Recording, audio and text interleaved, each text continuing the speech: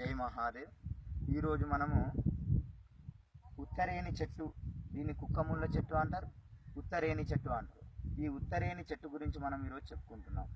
ఇది ఏదైతే ఉత్తరేణి చెట్టు ఉన్నదో ఇది పాము కాటుకు చాలా ఉపయోగపడుతుంది. ప్రథమ వైద్యంగా హాస్పిటల్ దూరంగా ఉందనుకోండి, ముందుగా మనం మనిషిని కాపాడుకోవాలనుకుంటే దీని యొక్క ఆకును దంచి ఆ కరిచిన చోట మనం ఈ ఆకును దంచి అక్కడ కట్టాలి, విషాన్ని లాక్కుంటుంది.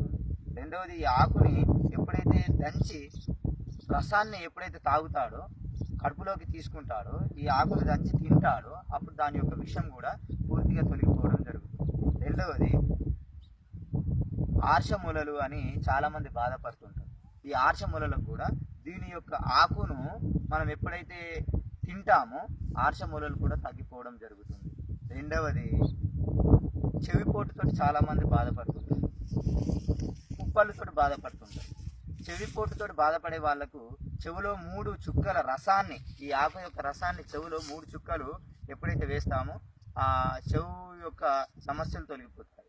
పుప్పళ్ళు ఏదైతే ఉందో పుప్పళ్ళు పైన కూడా ఈ ఆకును దంచి ఆ పుప్పళ్ళు పైన ఎప్పుడైతే మనం ఆ పుప్పళ్ళు పైన దీని యొక్క ఆకును దంచినటువంటి మందు ఎప్పుడైతే పెడతామో ఆ పుప్పళ్ళు కూడా సమస్య పోతుంది. కాబట్టి మనము ఈ ఆకు ద్వారా పాము కాటు యొక్క విషాన్ని తొలగించుకోవచ్చు, కుప్పల యొక్క బాధ తొలగించుకోవచ్చు, ఆర్షముల యొక్క సమస్య తొలగించుకోవచ్చు. సర్వరోగ నివారణి, అర్ధ సంజీవని అనడం జరుగుతుంది. దీన్ని ఆయుర్వేద గ్రంథంలో కూడా అర్ధ సంజీవని అని చెప్పుకుంటాం మనం.